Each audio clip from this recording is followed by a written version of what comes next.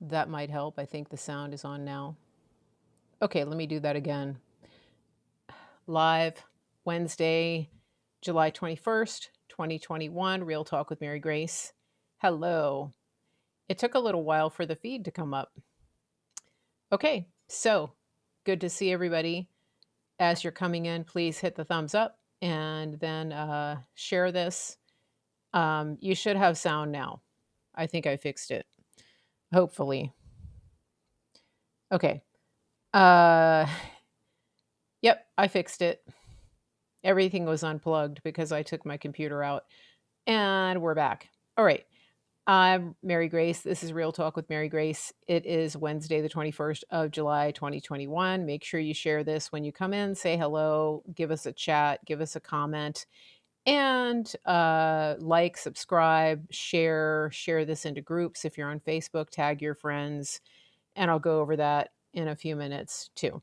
Now, I hope everybody has had a good week. For those of you who are asking, where's Mary Grace? Where did she go?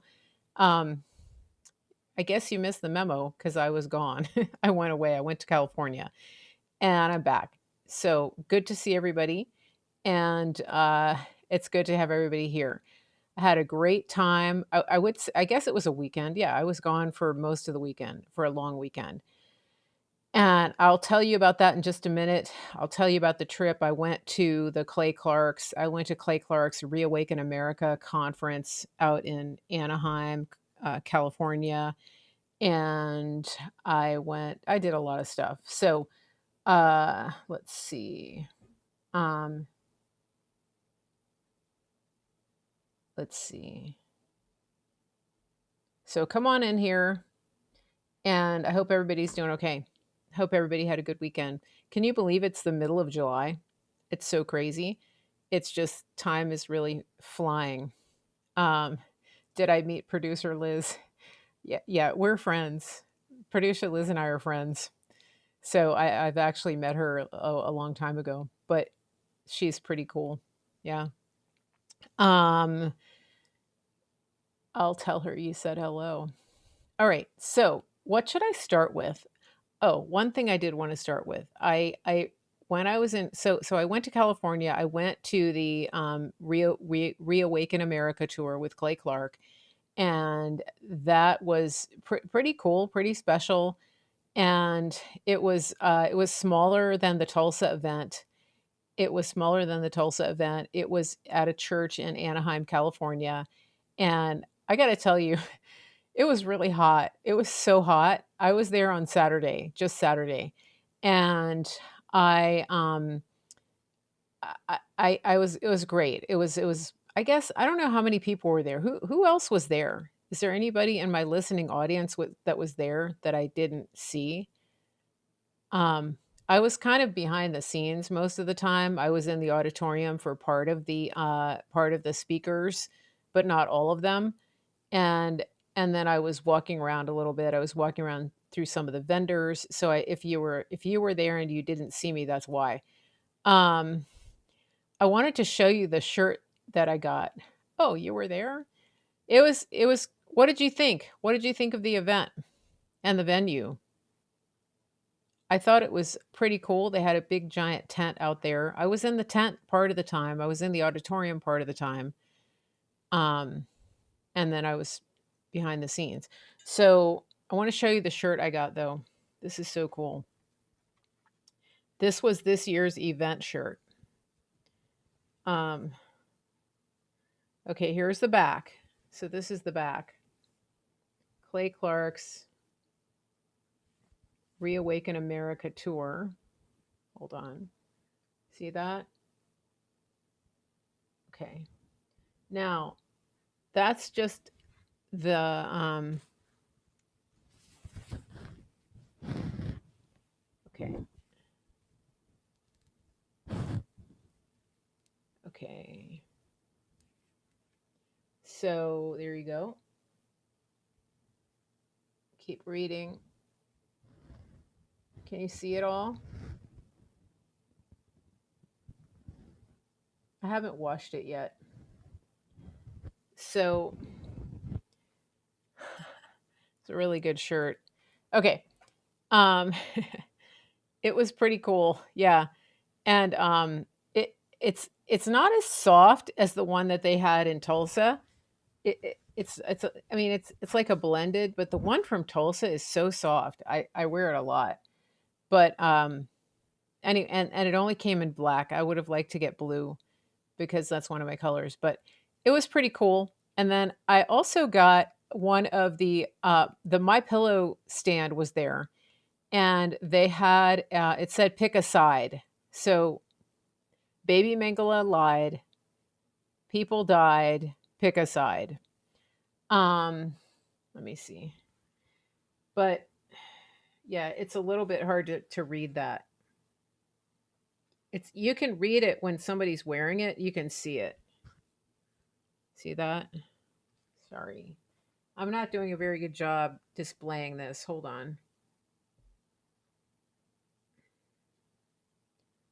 There you go. Okay. See? Okay. There you go. Now, yeah, I guess because the graphic had a lot of blue in it, they decided not to pick blue. But anyway, that's okay. Um, I, I, I thought it was really good. But I went to the My Pillow stand. They had My Pillows for sale. They had the little ones, and they had a lot of covers. So I got a really good cover. It has a Bible verse on it. It says with God all things are possible. I should have brought it. I put it in the laundry. I should have brought it to show you. I'll try to remember to bring it and show you tomorrow. It's really pretty. And I think it's good to go to sleep with a little scripture under your head. Even though I don't sleep with it, it's for the travel pillow, but I do take it with me on trips and stuff. So it's pretty cool. And they had several pillows there. It's really high quality. So if you get that little travel pillow and you want to order the little pillowcases from the website, they're really nice quality. They are um, like they're really soft, good quality. The print quality is good. They had his book there, and they sold out of the book in the soft cover. And he was there. Michael Lindell was there, and I didn't get to talk to him. He came just for the talk, and then and I saw him. He was outside on the phone outside the green room. He was just busy. I mean, the man is busy saving the republic, but so he didn't even come in to where I was to do any interviews for the time that I was there. So it is what it is. And then General Flynn was there. I again, same thing. He was sort of in and out. And there were some security reasons for that too. But he was in, then he was out, and then but he did walk through the audience in the overflow area. I don't know how many of you saw that, but it was pretty cool. He walked through and greeted everybody, and he had his he had his he had his security with him. Yeah. So Delia says General Flynn was there both days doing interviews, blowing off the fake news media. Yeah. So he was, but what I mean is that he was not mingling. Okay. He was going straight into um, the spots where the interviews were taking place. Um, so that's what was happening. And but I did get to meet. I finally got to meet his brother, Joe Flynn, and he's really nice. Oh, and guess who else I met? You guys, I met. Are you ready for this?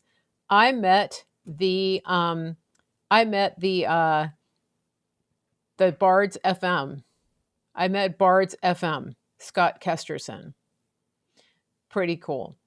So I got to talk to him, and he has the same voice in real life that he does on his broadcast. He has the best voice for broadcasting. Scott K. He was there. He's not as tall in real life as you would imagine from listening to his voice, but he's a really nice guy. And he, he, Scott needs superfoods. Yeah, I think he does. Yeah, I'm now that I've met him, maybe I'll try to talk to him about that. I think he does. something. I don't know. I don't know if he has something else. Does he look like his voice? That's hard to say. He's kind of blonde, which I wouldn't expect, but I don't know. It's hard to it's hard to really extrapolate what somebody would look like based on their voice. He does have a very handsome voice, which is what Millie said in the chat. And he has a podcast, Bards FM, and I was sharing some of his stuff back in November, December.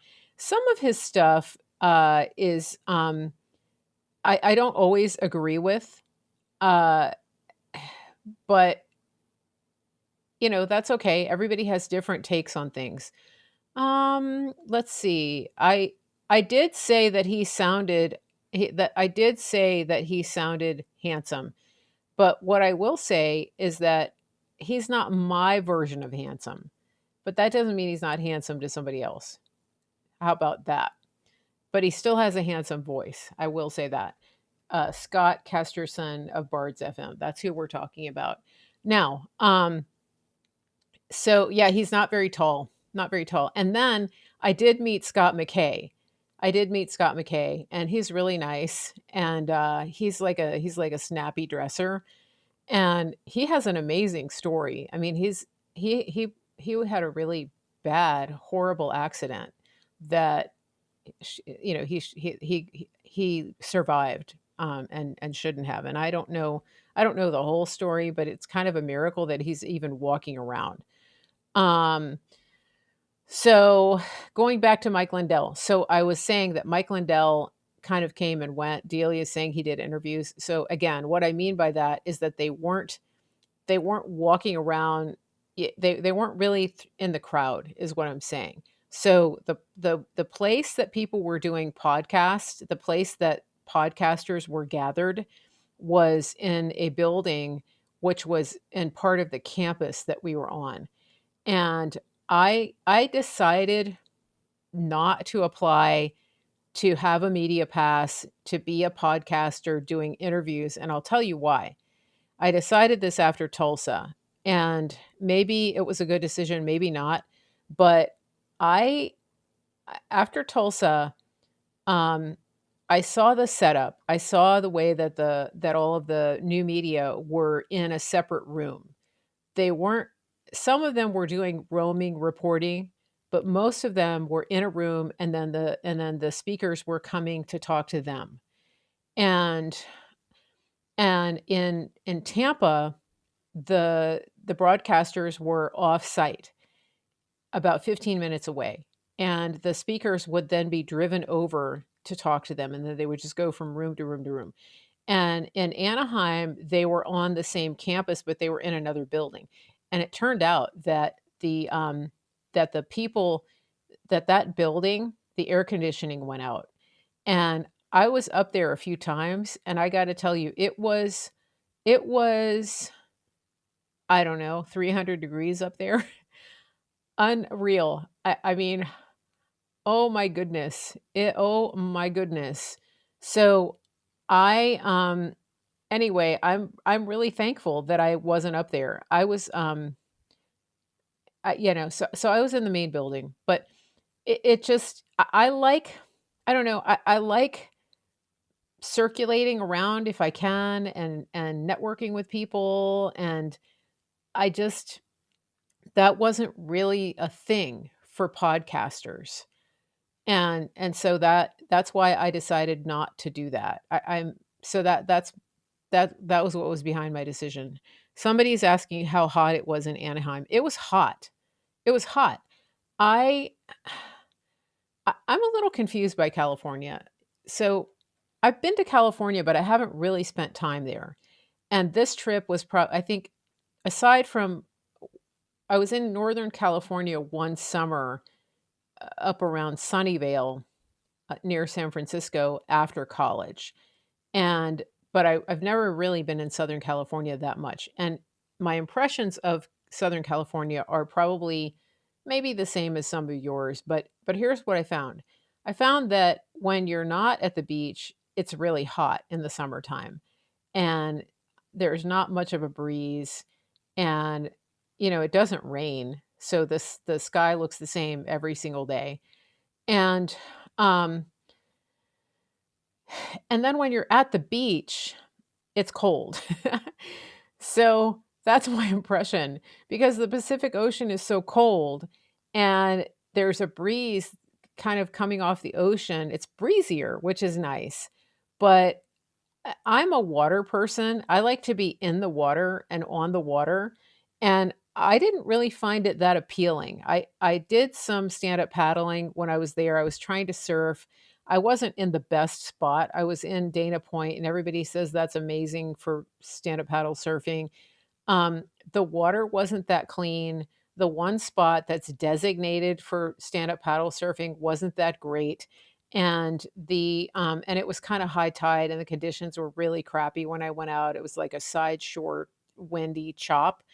And then the tide was so high that the place where you put in, there was a drop off. And as soon as it dropped off,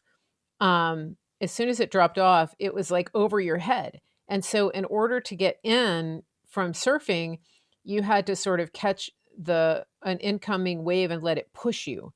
But in the meantime, you're just kind of in that section of the water that was just disgusting.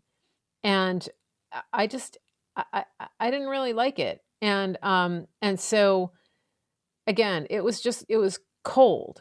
And it's not like I was freezing, but it's not my choice for surfing.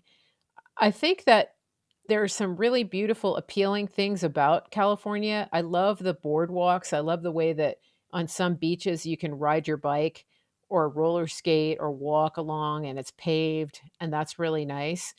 But like if you have an activity like surfing or paddleboarding, just getting from the parking lot to the beach, it's quite a schlep. It's quite a commitment to get there. You have to carry a lot of stuff a long way. And uh and you have to the other thing is there's so many people. It's a lot of people. Coming from an introvert, when I go to the beach, I don't want to go into a parking lot that looks like a theme park. That's just too many people for me. I don't like that. I don't like having to deal with that. It's not my taste. So, but again, it's beautiful. Don't get me wrong. We went to Laguna Beach on Sunday. I actually went with producer Liz, and we went, and that was really pretty. We didn't go to the beach though. We just went and ate. Um, but I'm Southern, and I kind of like my humidity, and I like the beach, some of the beaches in Florida and that are really, really wide, and I can surf right off the beach and the water's cleaner. Of course, I like surfing in Hawaii. That's great. So so California is not my go-to destination for that. So anyway, that's my impression.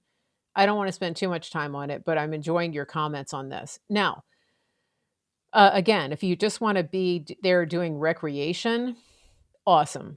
If you wanna go to good restaurants, great, awesome. The other thing is it takes 45 minutes or more to get anywhere. Like, you have to get on the freeway, "Oh, I'll be there. Oh, it's about 45 minutes away. Oh, 45 minutes away." That's without traffic. Crazy. Um, so that's kinda different. But listen to what I did on Friday.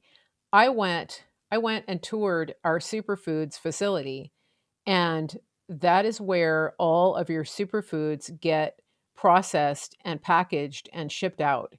And it's all under one roof. It's a huge warehouse, huge facility. I found out more of the history of our manufacturer and how they started and how they were doing how they did everything in the beginning and sort of how they evolved into what we have now.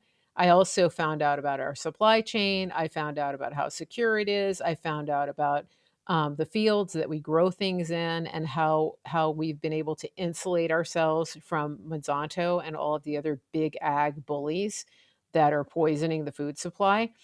And I actually we got to have our power shakes at at the facility. So it was pretty cool. They were super fresh.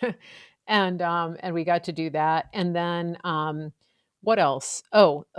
We got to see sort of how everything is quarantined before it comes in, and because everything is grown, um, everything is grown. Um, Everything is grown like, off-site. It's not grown in California. But before it gets processed, it has to go through quarantine. So even if there's a little hole in the bag that comes in, it has to go into quarantine.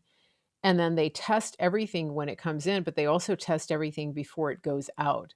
So if we have something that's gluten-free, it gets tested before it goes out to the consumer to ensure that it remains gluten-free, that it's not contaminated. And that was really neat. And we got to see how the little pills and capsules are made. And one of the things that I thought was really cool is that we have this pill presser that is really old and it's super slow.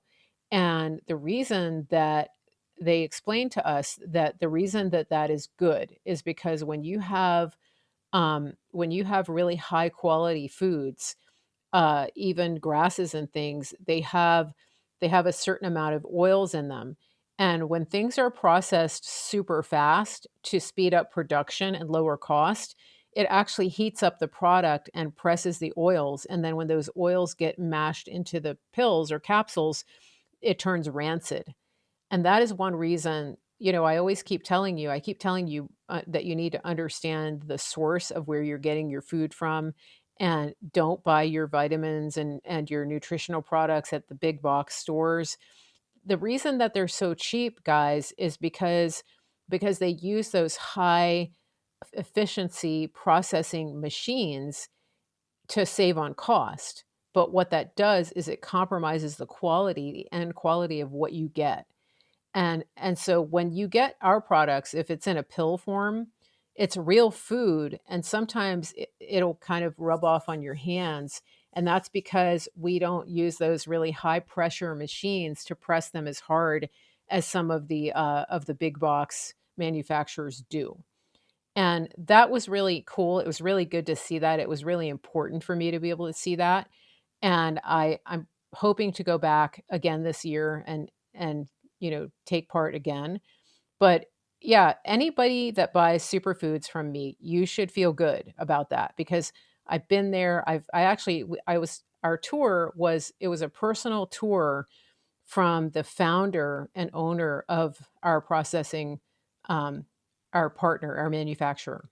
And it was really amazing, really beautiful, really great to see. And so if you're new and you're just hearing me talk about superfoods, you can try the superfoods and you can do a lifestyle transformation. You can get a whole pack of a 30-day supply. You can save $100 off, a little more than $100 if you use my promo code, and you can go to info@marygracemedia.com. If you go to info@marygracemedia.com, you'll get that promo code. I'll send it to you. Okay. It's really worth it. And then the other thing I wanted to say about that is that I don't know if you guys have noticed that there's tremendous inflation happening right now, and the supply chain with pretty much everything has been affected. And I believe that some of it is intentional, that this administration, such as it is, and the powers that be are intentionally doing those things. And the problem with that is that it's making it much more expensive for the consumer, and your dollar only stretches so far. So that's one reason to invest in your health with superfoods. Another reason is that some people are predicting that there may be some shortages. And I believe that I believe that um, uh, hold on a second. Pat, would you mind just deleting that last comment you made? I'll tell you why later. Thank you. Um, so the reason that it's so important is that I I never considered myself a prepper, But based on everything I've seen, based on what I'm understanding now about food quality and sourcing and food supplies, I really want to make sure that what I put in my body is the highest quality. And that means if I'm in a prepping situation where there's a shortage, that means that it's harder to get good nutrition. I don't want to stockpile cheap GMO um, uh, food that is laced with pesticides. That's not the food that I want to choose to put in my pantry to survive on. I don't know about you, but I actually want to prep and have a backup supply of superfoods. And so what I recommend is that you purchase, if you haven't already, that you get the promo code, that you purchase the superfoods. Hold on, something's happening with my chat. Okay. Um, no worries, Pat. Thank you. So, what I recommend is that you purchase the 30-day pack. You get familiar with some of the products, you try some different things, and then you set up you set up your customer loyalty program so that you can earn free points, you can get free product, and I can show you how to do that. But basically just get to know it and then start to stockpile the things that you like. So the fruits and greens, the protein, those are things that you can live on. Literally, you can live on a few ounces a day as long as you have water. You don't have to bulk up your body with stuff that is not only void of nutrition, but that is going to flood you with cancer causing glyphosate. So, if you're piling on canned foods and things that are not organic, that are not certified non-GMO, I think that you're actually doing more harm than good. That's my opinion. I would rather have the higher nutritional content per dollar than just calories. So think about that, okay? Because I think that we may be in for a situation where that's going to be warranted.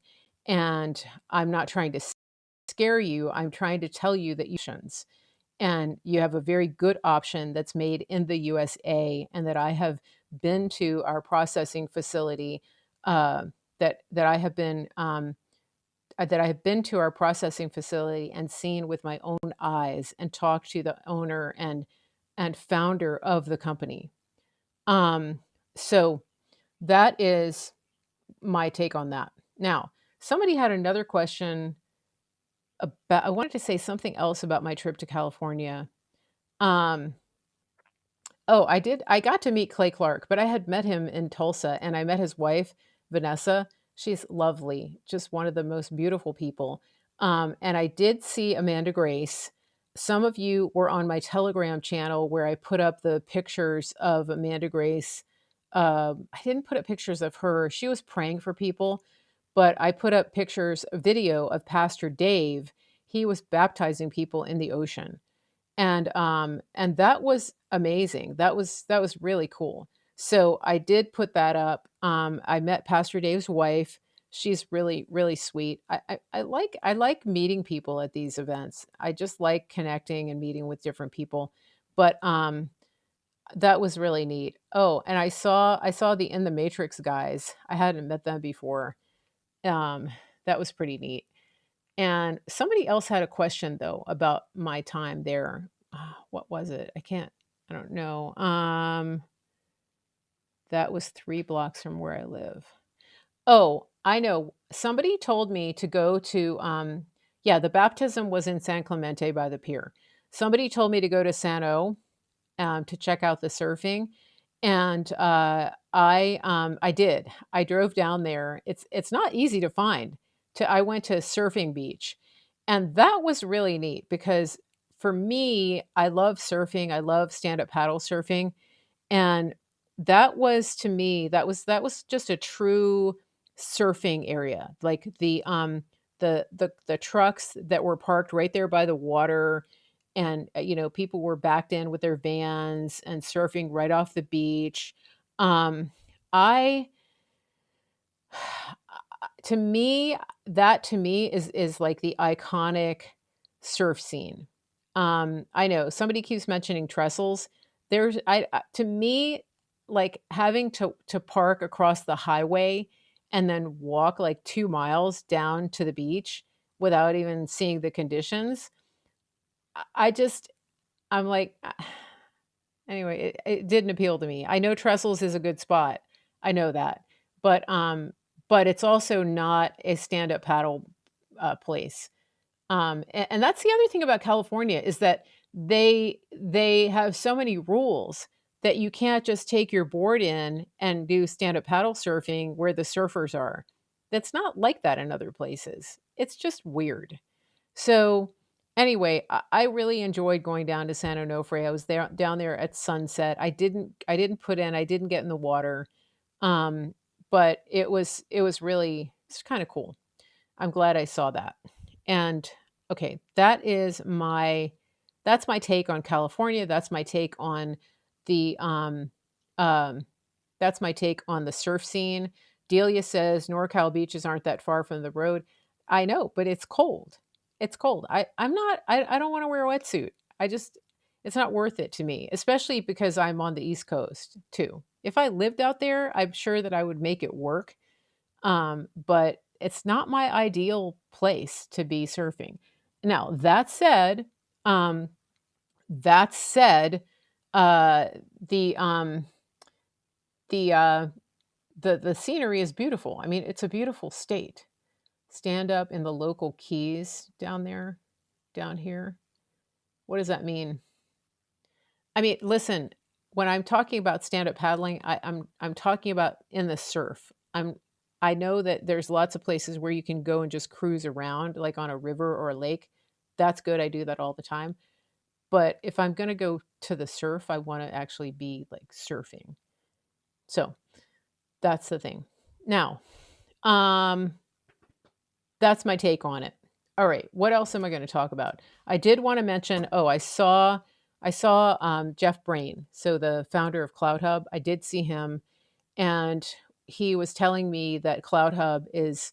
A lot of you guys already know this, but if you have the CloutHub app on your phone or device, you need to delete it and then reload it. It will give you the update. It's completely changed, and I'm still there. I'm on channel 111 now that he's got those things sort of ironed out. I'm going to go in and redo my channel and customize it and do the things that I need to do. So if you get to my channel on CloutHub and you see it doesn't look like I did anything to it, it's because they changed the whole thing.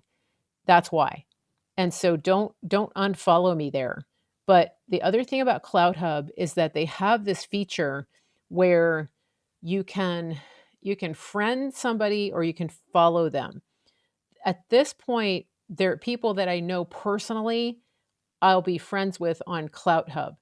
Everybody else, if you do a friend request, um, just switch it over and do a follow because because I want to sort of keep the accounts separate, just so that I can communicate, directly with the people, like people that I'm like friends with in real life. You know what I'm saying? It's not that I don't like you. It's just that I don't know you. So it's sort of like on Facebook, right? If somebody that I don't know gives me a friend request, I'm not gonna do it. All right. It's not you, it's me. Is Jeff a good guy? Yeah, he's really nice. His wife is beautiful, and he's really sweet. He has a real dedication to what he's doing. And I mean, this is all his thing, and he's really stuck with it even after all the attacks and everything, and uh getting the servers, compromised. I mean, there's a lot that they've been through, and it's expensive. It's expensive to do something like this at the scale that he's doing it. So props to him, for doing it. And he's also going to have a live chat feature soon. That means that if you're watching on CloutHub, pretty soon you'll be able to participate in the live chat. He also told me that there's going to be a live voice chat and then a live video participation. if you remember how they did that on Periscope, that was something that was kind of cool. I don't know what it's going to look like on CloutHub, but um, uh, that is that's going to be pretty neat the way that they the way that they're going to do it. So he's got a lot of things coming. He's got a lot of changes. He's been working really hard, and he has different, you know, people that are being brand ambassadors for CloutHub, and I don't know how they're funded, but that's the update on that. I just wanted to make sure that you saw that. Now, what else? What else? What else? What else? Who else is going? Who's going to some of these conferences? I know there's a Reawaken America conference um, in Colorado, and then there's one in Michigan, and then there's going to be one in San Antonio. That those are the three conferences that are happening between now and the end of the year. Is anyone going to those? Somebody's saying we lost the feed. I hope it wasn't me. I hope it's just um your channel. Um okay. Colorado Springs. Yeah. It's so funny. I'm not a big fan of Colorado. I just I don't know. I don't really like it. But hey, if it's a good if it's easy for you to go, um then by all means definitely go, because it's really fun, it's really worth it. Make sure you take money to buy swag. Oh, I got a hat too. I All right, tomorrow I have to bring my other stuff on set to show you, because it is a neat place to buy patriotic gear and to support to support patriotic vendors. One of the things that I noticed about this conference is that the vendors are actually legit vendors. Um, and what I mean by that is that they're they own their products and their company. When you go to rallies, when you go to the marches, like in Washington, D.C., a lot of the people selling the t-shirts and everything, they work for bigger companies that just go to festivals, and they send product and merchandise to festivals and concerts and different events. And and they don't necessarily agree politically with what's going on. They could be total leftists, and they're just capitalizing on the situation. I'm okay with capitalism, but I'm just saying that that the that this particular event, the vendors are, in my opinion, and based on my observation, they're true patriots, and most of them seem to own the products. It's their own company, is what I'm saying. For example, Leigh Valentine was there, and she has a beauty line that she makes, and so her team was there, and they had a booth, and it was so funny. Do you guys know Leigh Valentine? Do you know who she is? Made in the USA as much as possible. So Leigh Valentine is she was Miss Missouri back in her day. She's older than I am. I don't know how old, but she's beautiful, beautiful, stunning. And she has her makeup line. So she sees me, she has her table in the lobby, and I walk up and I said hello, and she's sitting there with all her makeup and her skincare. She has I think it's called facelift. What is it called? I can't remember what her product line is, but yeah, she was on QVC for a long time. And so anyway, she says hi. She goes, Mary Grace, come here, Mary Grace. And she pulls out her makeup brush and she starts putting makeup on me. She goes, you just need a little bronzer. I just need to put a little bronzer right here, right here. That's it. That's right. That's better. She does that to me every time I see her. She always puts makeup on me. It's so funny.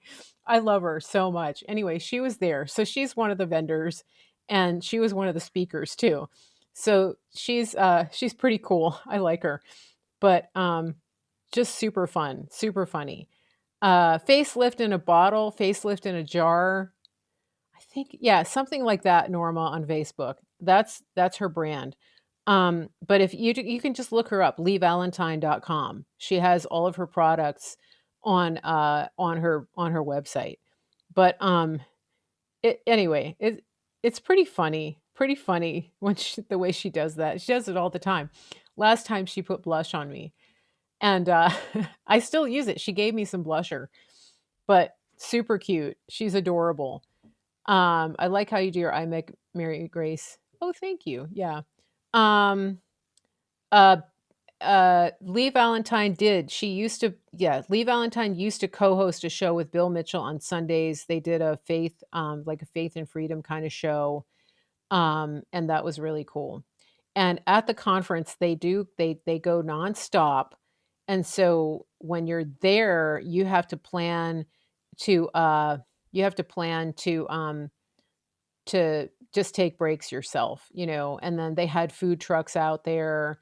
It was pretty neat, they had an ice cream truck out there. I didn't get any ice cream. I had Superfoods. But it was pretty fun. But I was really glad I got to see Leigh. Okay, I'm going to post my show in the Telegram. Um it's good to go. I think if you go though, uh oh, somebody already put it in there. I think if you go to the conference, it's good to go with somebody that you know. That's my thinking. Um just to go with a group, go with one other person, something like that. And for anybody that's worried about security or like Antifa or things like that, I wouldn't worry. Um, there's this is really secure, and Antifa doesn't get away with as much as you think they would. Um, so just be rest assured that they're not as smart as they think they are. Okay, and go ahead and go and have a good time. Um, okay, all right. Let's see. What was my next thing? Now, I did want to talk to you guys a little bit about what I've been seeing. I was not following all the news over the weekend, but I did follow. I had some notes that I put up that I wanted to talk about. Oh, by the way, ah, there is by the way, I've been putting notes on my YouTube channel under the shows. And usually Delia compiles the notes either while I'm talking or afterwards. So if you're looking for notes right now, there are no notes under the on this show on YouTube.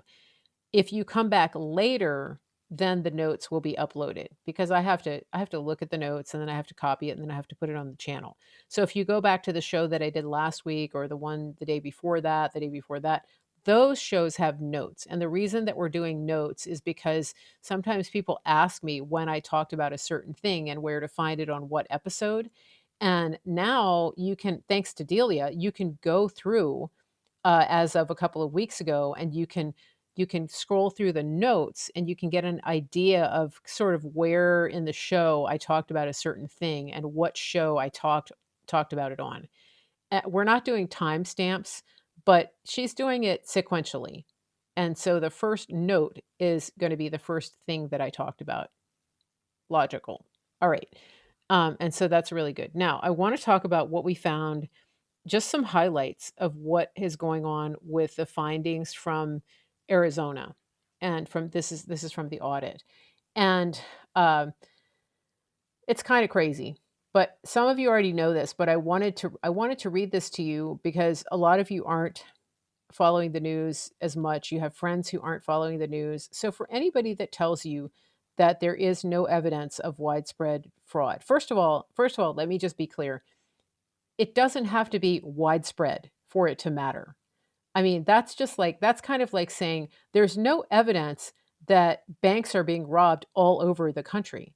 One bank robbery is one too many. Would you not agree? So that's a very weak argument to tell you that we don't need to investigate these things. If you have two or three bank robberies, that's significant, especially if there's a pattern that's emerging. Wouldn't you agree? And anybody who's a victim of a crime, why would you tell them that they have to wait for evidence of other crimes for you to investigate the crime that was perpetrated against them? Imagine if somebody broke into your house and the police came, and and they broke into your house. Hi, Susan on Facebook. I was just thinking about you yesterday. That's so crazy. Imagine if you're a victim of a crime. Somebody comes, they break into your house, they steal all of your heirlooms, they steal your jewelry, your TV, everything, and then the police come and they say, "Well, we don't really have any evidence of widespread burglaries. And so we're not going to investigate this. We're not going to take you seriously, even though your house is clearly gutted and there's nothing left in it." This is the argument that they're using to tell you that there doesn't need to be an investigation and that nobody should look into it. That's literally what they're telling you. All right, so let me get to the AZ findings. More AZ findings. This was posted, I think. Okay, this was Kanekoa the Great. Now, here's just some bullet points. 168,000 ballots with calibration and bleed-through issues. I'm not going to go into details about what all of this means, but I think you can extrapolate. Printed off-center and on thin paper. More Trump voters on election day. And that means that they knew that the real 45 voters show up in person to vote. And that's why Sharpiegate is so important. When you hear the story of how they were making people use those, it's because of that's important. All right. So it said previous claim. This is the Sharpie situation. Previous statements claim don't use Sharpies. Early voters told don't use Sharpies. Election day voters told to use the Sharpies. So you get the picture? So there was a statement, there was a directive put out by the Board of Elections before for the early voting. They've said very clearly use blue or black pen. And then the same directive said that on election day, you must use Sharpies. That is because who votes early? The Democrats. Who votes on election day? The Republicans. So they were differentiating the ballots. And here's something that they did that was really disingenuous. They put out a statement, I believe, the day after the election, because people were complaining and they were saying, I had to use a Sharpie. I think that invalidated my ballot. And they put out a statement that said, using Sharpies does not invalidate your ballot. That is technically true, but it's really fudging. It's really fudging because A, they switched to the thin paper on election day, and B, the Sharpie didn't necessarily invalidate the ballot, but it caused the ballot to go to adjudication. And from that point, when the ballot went to adjudication, that's where you run into problems, because adjudication is like the wild, wild west. And it turns out that they adjudicated way more ballots, a massive higher number of ballots that were Sharpied than in history. It says 11.27% adjudication rate, whereas the norm is 2%. Okay. Now, and then what happens when a ballot is adjudicated? That means that there's an issue with it. The marker bled through, and if it's a two-sided ballot, it might have affected the writing on the other side, and so it's a questionable ballot. And then what happens when a ballot is adjudicated? It gets put in a pile, and then you have people whose political affiliation may or may not be the same as yours, tasked with going through and copying your ballot over and trying to ascertain the voter intent when they copy it. That's what adjudication is. And can you see how that's just rife with potential problems? And so the people who were responsible for this, I'm going to venture to say that they did this was intentional, use thinner paper, make them use Sharpies, and that would automatically kick the ballots into adjudication. And then you assemble a team of people who would be responsible for copying the ballots according to the instructions you give them. So they could go through the adjudicators who are copying the ballots by hand, um, they're supposed to stay together. They're supposed to keep the new copy with the adjudicated copy, but we've seen their chain of custody mishaps, we'll say, mistakes, and we know that they didn't do that. And then they were also in Georgia, they were scanning the adjudicated ballots multiple times. So here you go. You've got an overwhelming majority coming in voting for Real 45. We already know they were planning to steal everything, and and then, oh, we're going to have to recopy these.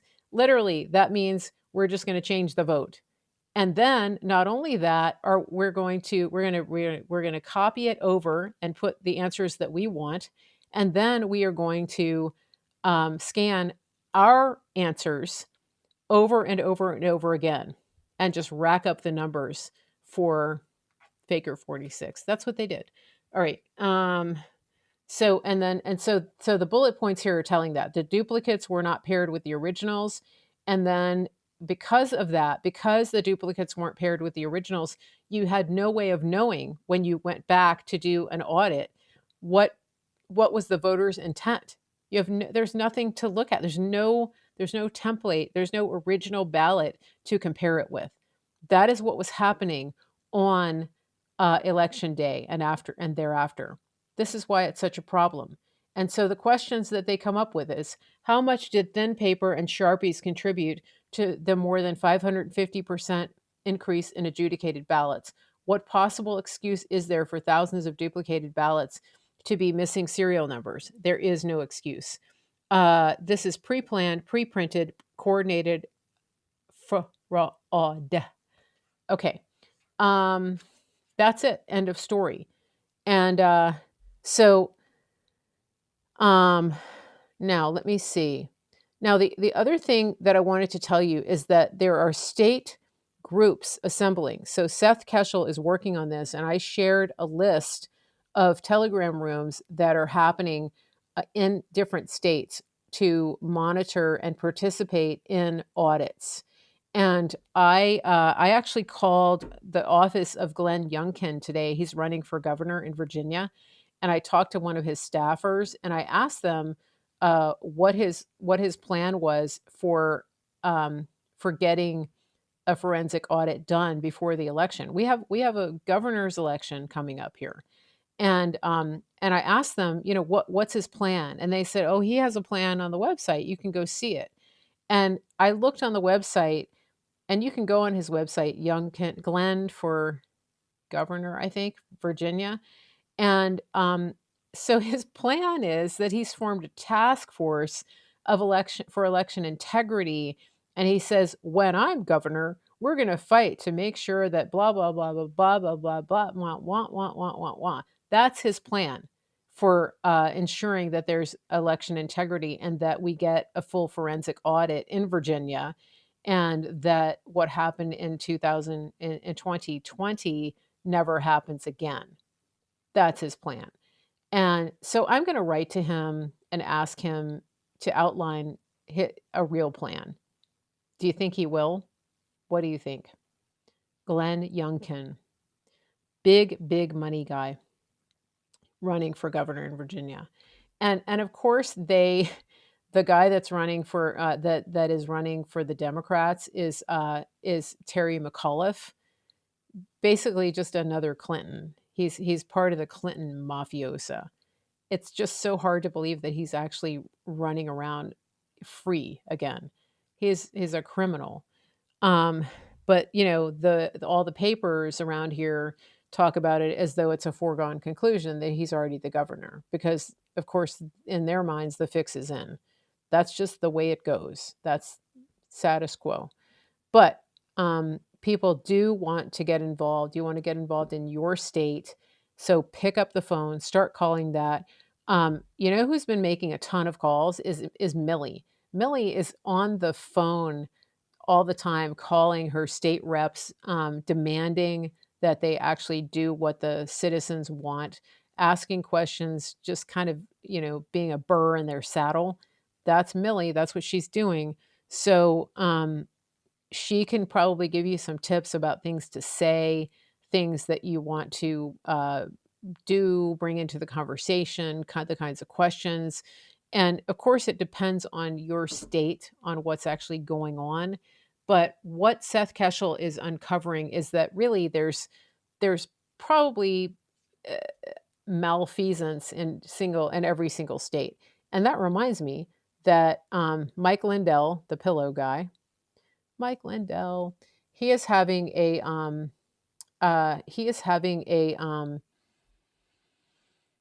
symposium. Is it? What is it called? It's a it's like a cyber tech roundtable, and so this is going to be in August. So here's what he says. It says he has the P caps and their packet captures. So he has all the evidence. Do you guys remember when I told you right after November 3rd, I came on my show and I said from the very beginning, cyber symposium. Okay, thank you.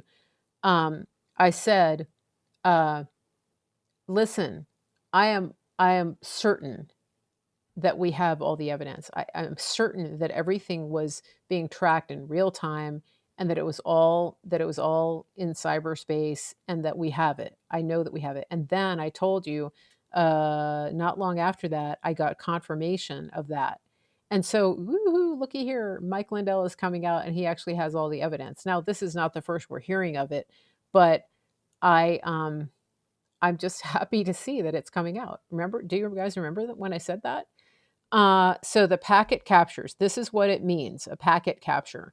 And again, for anybody that tells you that there's no evidence, they might want to go and follow Mike Lindell and watch. I don't know. The symposium is not open to the public. It's only for cyber geeks.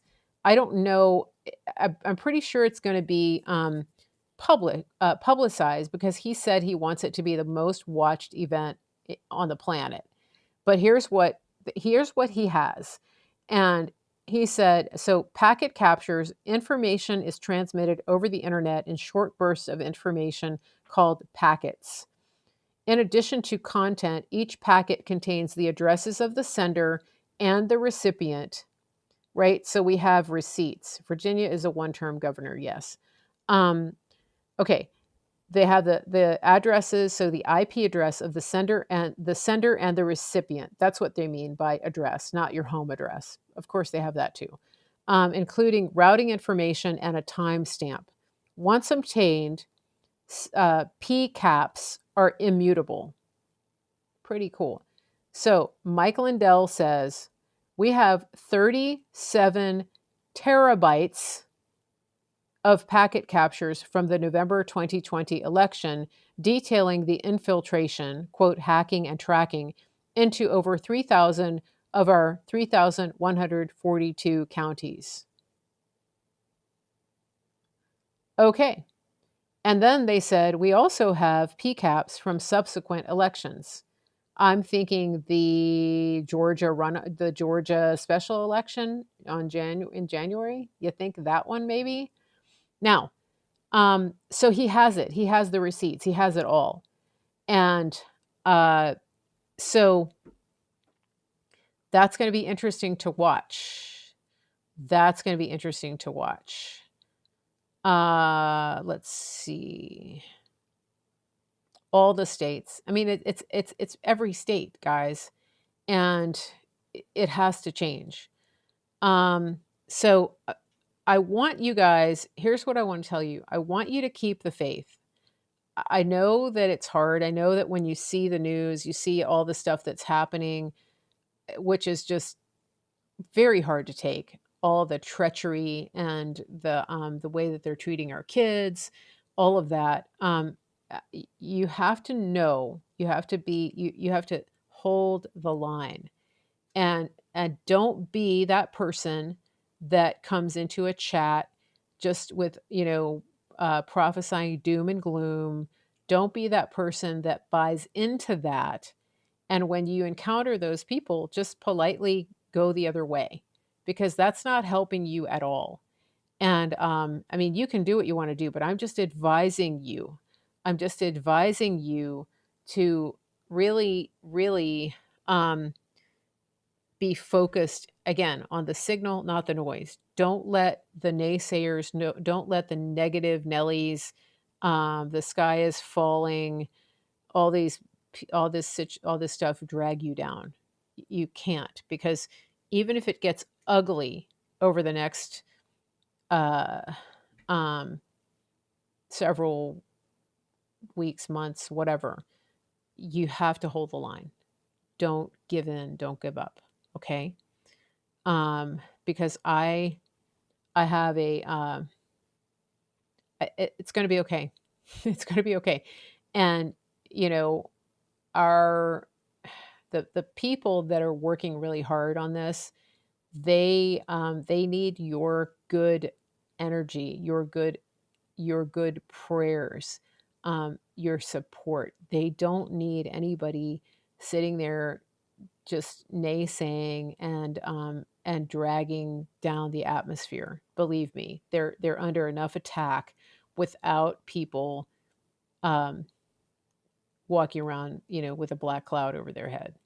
I just want to make that clear. They need the troops to be in good spirits and to be faithful. Um, I just want to admonish you to do that. Let's see. Yeah, so just be aware of that. Oh, one thing I wanted to tell you about my flight. So I hadn't flown since the pandemic, and I I hadn't flown since then, and I was kind of worried about it. I told you that I was worried about it, and it was okay. It wasn't too bad. I had one of these masks that was like thin and gauzy, and you could breathe through it. But for the most part, I got to tell you, aside from a few people in positions of authority who felt like it was their business to tell me to put that thing over my face, I walked around freely in every airport I was in without it, even though it says, you have to have it on. Of course, I didn't do that. and and then when I first got to the airport to leave on my trip, um, I was fine until I got up to security. Ma'am, you have to put the mask on. So I pulled it up over my nose. And then as soon as I got through security, I pulled it down. And then on the plane, here's something I noticed.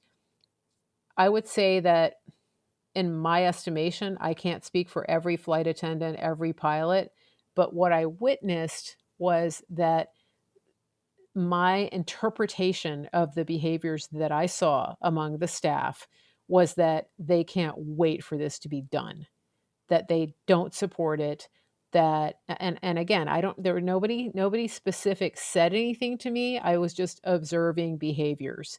For example, there were many times when I saw them without it on and then putting it back on when they knew that somebody was looking. um, and then the other thing, for example, if you've ever so when you fly, you know how you've got the bulkhead and then you have the little galley and in the front and the back and sometimes in the middle, depending on what kind of plane you're on. When so in all of the years that I've been flying all over the world, the only time I see the little curtain drawn in the galley is at night when they're taking shifts sleeping. Other than that, it's always open. Like I didn't you don't even really know there's a curtain that can, uh put a little wall up for privacy in the galley where they're making the drinks and stuff. This trip, every time, every flight I was on, they had that curtain pulled. You know why? Because they're back there free breathing. They're taking that mask off and taking a break from the stupid mask where nobody can see them. There's no cameras back there. That's my observation. And if you think those captains are sitting up there in that plane um, with a face diaper on, flying that plane, You got another thought coming. But that was my observation. So I think that they're going to be really happy when it's over. And then the other thing that happened is that, you're supposed to keep it on. And on one flight that I was on, there was I would first of all, I had a drink with a straw, and I pretty much had the straw up to my mouth like nonstop. And technically, they can't they can't make you put it on if you're drinking. And the rules are so stupid. It says, um, the rules are so stupid. They say, um, you can take it down briefly when taking a bite and between bites. So stupid. Like, so then you're touching it, touch, touch, touch, touch, touch, germs, germs, germs, germs, germs, over and over and over again. Stupidest thing ever. Stupidest public health policy on the planet in the history of our world. Okay, and so it's, if you're gonna do anything, right, you just like take it off and put it somewhere, or get a brand new one after you eat. That would be logical. But no, you have to pull it down, take a bite, put it up, pull it down, take a bite. People were doing that. Seriously. And so anyway, I wasn't. I pretty much had it off like most of the time. I fell asleep on one flight and it was down, and they came by and said, "Miss, put it up." I was like, "Okay." But they weren't mean about it.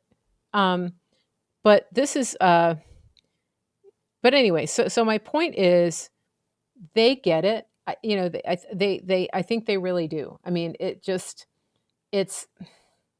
because it's a federal thing. They're just kind of stuck. However, I do believe that if everybody around me had followed suit and done what I did, which was, you're drinking your drink, and it's funny, they don't give you straws with your drink. They used to do that. They don't anymore. But I had my own straw. So but yeah, they just, if everybody just said no and stopped following those stupid rules, there's nothing they could do. But once again, I was the only one. But here, this is the point that I'm making. If only people understood their true power was in unity. Look at this meme, okay? So look at the first frame, okay? If you're driving, don't look.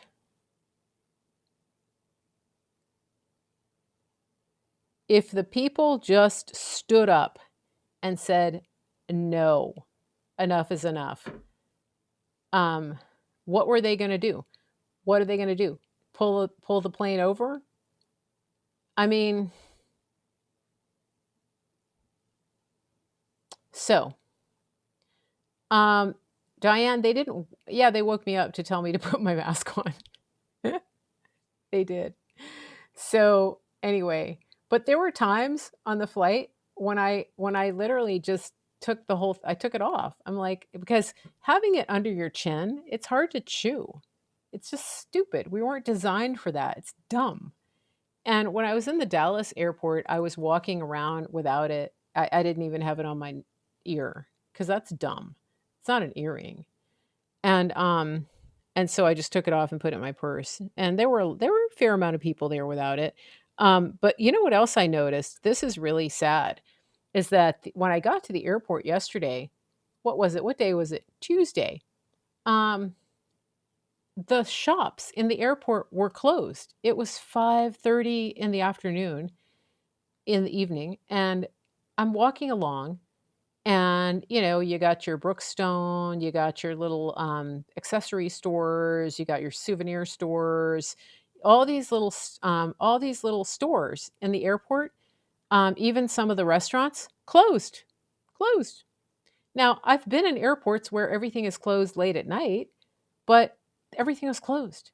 And I was asking somebody, I was trying to go to a restaurant, and they told me that it was a 10-minute wait to get a seat. And I was kind of cutting it close. And I said, I'm looking around, I'm like, why is there a 10-minute wait? There's nobody here. They said, we're short staffed. And we've been short-staffed since the pandemic. People didn't come back. So think about this, okay? You're in a state that Dallas, this is in Dallas Airport, DFW. So think about this, airport people. Airports have to make revenue. I don't know if you know that. Like they're required by law, part of their operating agreement, like with the federal government, is they have to generate revenue. And so think about this. And this is, I'm sure there's a design, a nefarious design behind this. So there, you're in a state that's open. You're in Texas. It's fully open. You can go get a job and not have to wear a face diaper. And so before the pandemic, you had a job at the airport kiosk or the airport gift shop where you could go in and not wear a face diaper and everything was fine. But then after Faker 46 gets in and he says that you have to wear the face diaper because it's um,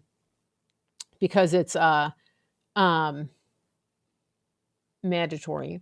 So you tell me, are you going to go get a job at Home Depot where you don't have to wear the face diaper? Or are you going to schlep your way to the airport to go in through security every time you go to work and then have to spend 8 hours standing there in a face diaper helping people who are already irritated because they just got off a flight where somebody woke them up or harassed them for not wearing a face diaper?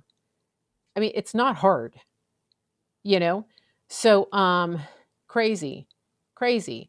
And the other thing is when I went to Long Beach to get my car, they didn't have any cars. Well, they had some. They had little tiny cars. They didn't have any SUVs, hardly any. It was crazy. So, yeah, nobody's going to work. This is a big problem. Okay, on that note, speaking of food, speaking of restaurants, speaking of all that, I have to go and make dinner for my dad. So I will be back tomorrow. Thank you, everybody who was staying in touch during my trip. I hope that you guys had, a great time. I hope that everybody got to watch as much of the conference as you could. It is going to go up on Rumble. What they usually do is that they put up the episodes of the different speakers on Rumble so you don't have to scroll through and watch the whole thing 10 hours or whatever it was.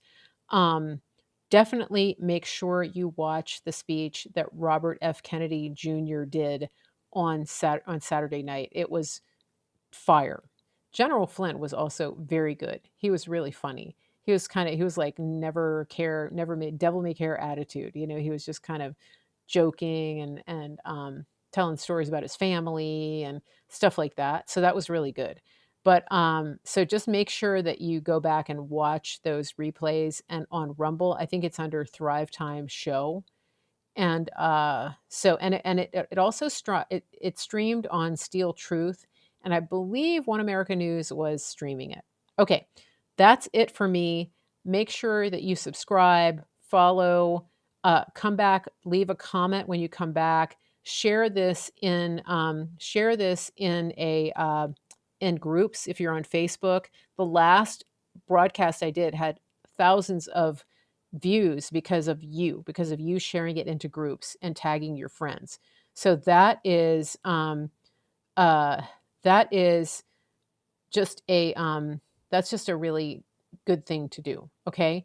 And then on YouTube, make sure you hit the thumbs up, subscribe, leave a comment when you come back, and then also hit the bell. And follow me also at Mary Grace Media channel 111 on CloutHub. All right. All right. I will be back tomorrow. Thanks for the comments. Thank you to my moderators. And I think I just want to check the comments here. Okay, looks like we have a troll. I'll take care of that later. Everybody have a good evening. I will see you tomorrow at the same time, 5:30 Eastern, right here.